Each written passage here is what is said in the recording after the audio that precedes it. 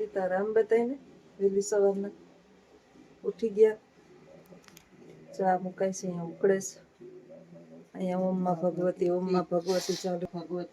લાખીબેન ઉઠી ગયા છે. અહીંયા ગાઈડલાન થપ્પા પડ્યા છે. ઘરની અંદર ગાઈડલાન થપ્પા પડ્યા છે. બારોબાર મંડપ સર્વિસ સાહેબ ઉભા છે. માં ભગવતી જો ચાલુ છે. મને આશીર્વાદ આપે છે. એક બાના આશીર્વાદ પૂરા થયા ને તો બીજા બા આશીર્વાદ આપે છે. ઝૂલતા ઝૂલતા બધા ઉઠી ગયા. વહેલા બારા ફુલાર આવી ગયા છે. બાને હમણાં બારોબાર દીવાની જ્યોત કરશું. ઉઠીને ચા મુકાઈ ગયો. બોલો સાહેબ, કેટલામો દિવસ છે તમારા બાને? હજી 4 દિવસ છે. કેટલામો થયો આજે? 9 દિવસ થયા. 7 દિવસ. હા, શનિવારે ગુજરી ગયા. આજે શુક્રવાર છે.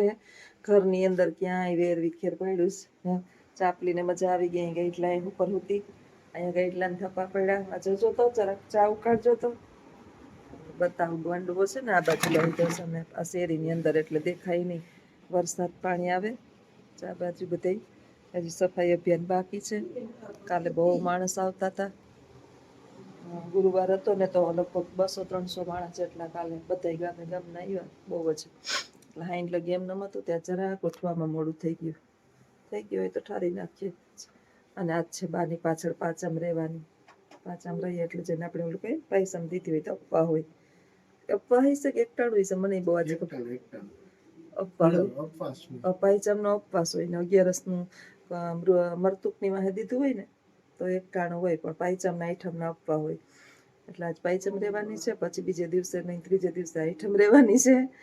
એટલે હમણાં રહેવાનું ચાલુ છે, જાગવાનું ચાલુ છે. રાતે 12 વાગે છે. હમણાં સવારમાં વહેલું ઉઠવું પડે તો ઉઠાણું જ નહીં.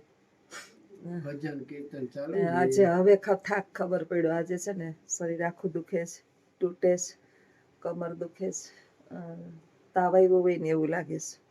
એટલે હવે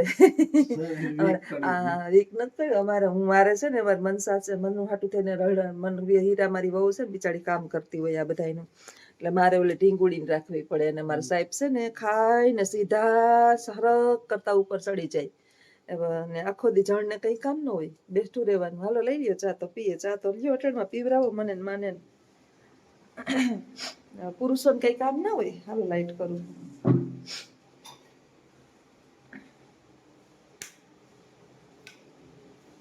આપણે આખો દી કામ હોય. બેહી જાય. ઓમમાં ભગવતી બેઠા છો. હા ને બિચારા એને નથી ગમતું.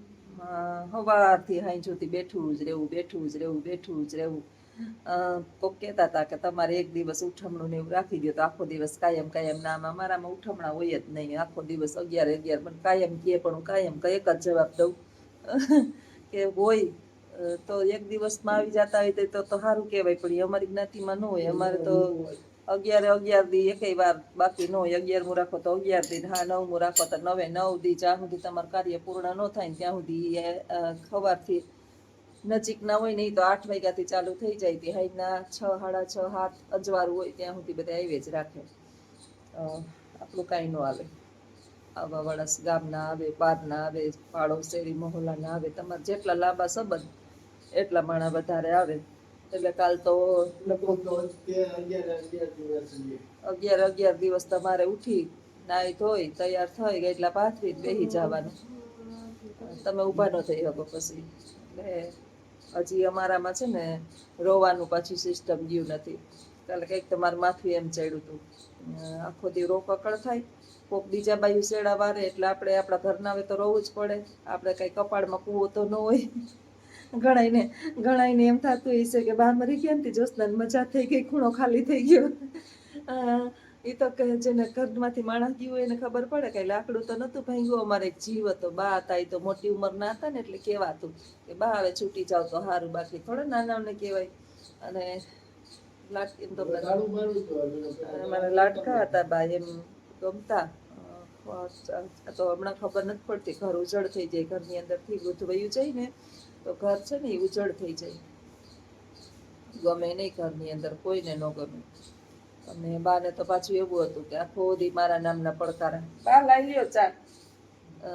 મારા નામના પડકારા કરે જ રાખતા કાલે બેનું ને ઉભા આવ્યા હતા તે કહેતા હતા જોતી હવે તને ગમે નહીં કે આખો દી જોતી બંધાયેલી હતી તે હવે છૂટી તું થઈ ગઈ તો સાચી વાત છે ને પછી રોગ અકળ થતી હોય ને આરામ ન થતો હોય ને વહેલું ઉઠવાનું ને કામ કાંઈ નહીં કાપ તળિયું તો 3-4 જણી રાખીશ ને બાકી તો રસોઈવાળી રાખી કચરા પોતા તો હું આખો દી કરીએ બેઠા હોય સવારે ઉઠીએ ત્યાંથી ગાઈડલા પાથરી દેવાના હતી કાંઈ જૂતી એમને ગાઈડલા પાથરી દેવાના પછી વરસાદ છે તેમાં બારોબાર મંડપ બાંધાય એની ઉપર પ્લાસ્ટિક ને તાલપત્રી ને એવું રાખ્યું છે કારણ કે વરસાદ નો અત્યારે ઘડીક થાય તો છાંટા આવે ને ઘડીક થાય તો બંધ થઈ જાય ચોમાસાની અંદર પરિસ્થિતિ આવી જોઈએ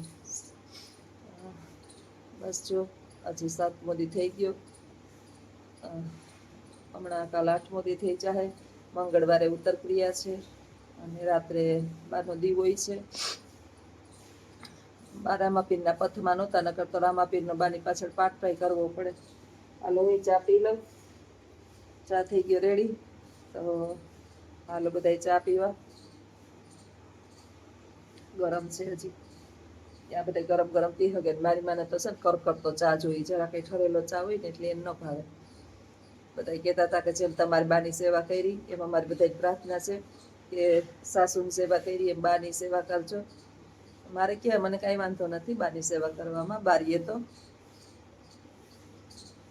બા ઉપર છે બધી બાને રહેવું ન રહેવું હા બાને રહેવું ન રહેવું પછી મન વિનાનું ધરાર રાખીએ તો પ્રોબ્લેમ થાય અને બાને છે ને ઘડીક થાય ને તો એકલા રહેલા છે ને મા દીકરો એટલે એને આ ધડબડાટીમાં ઓછું ગમે માણસ નવો આવલો ચાવલો ધડબડાટીને બોલતી હોય ને એટલે બાને બહુ મજા ના આવે મારા નણંદ દેખી જતા હતા ફૂઈને રાયડું ન નાખતી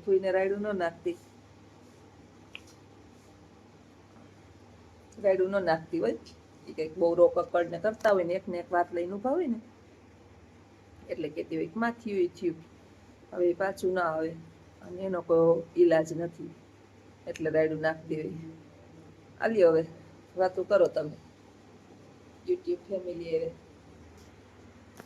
દીકરો બે ચા પી લો અમારા બા વૈયા ગયા અમને અફસોસ થાય છે ઘરમાં ક્યાંય ગમતું નથી સેવામાં પૂરી થઈ ગઈ અમારી સેવા પૂરી થઈ ગઈ બસ ભગવાન પાસે પ્રાર્થના કરીએ હવે બીજા બાની સેવા કરવાની છે જોઈ રહીએ તો હવે એનું જ્યાં લગી અમારા ઘરે અન્ન પાણી આવશે ત્યાં લગી રહેશે હાલો આવજો સીતારામ